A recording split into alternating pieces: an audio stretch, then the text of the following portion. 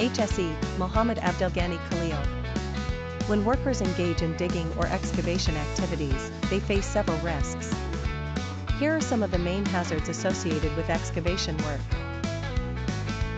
1. Collapse. The collapse of one of the sides of the excavation can bury or suffocate workers due to the lack of oxygen.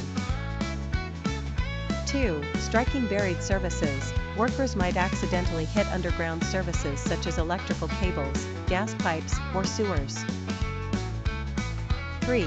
Falling into excavations. Individuals may fall into excavation sites and become trapped. 4. Falling tools and equipment. Tools and machinery, such as a car moving next to the excavation, can fall into the excavation. 5. Collapse of nearby buildings. Failure to support and reinforce nearby buildings may cause them to collapse.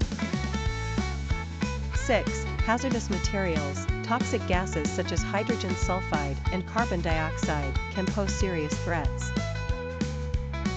7. Fire and explosion. Flammable gases like methane can accumulate and ignite. To mitigate these risks, several precautionary measures must be taken.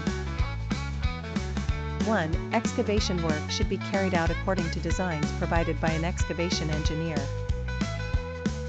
2. Support the sides of the excavation using wooden planks and secure them with wide stakes or by sloping the sides of the excavation. 3. Manage and control the movement of vehicles to prevent them from falling into the excavation site.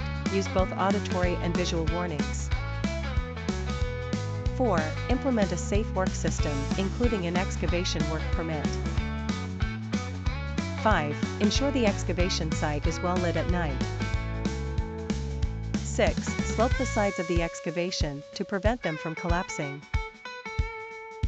7. Provide ladders for safe entry and exit, and ensure there are secure and supported areas and pathways for individuals to cross safely. HSE, Mohammed Abdelghani Khalil.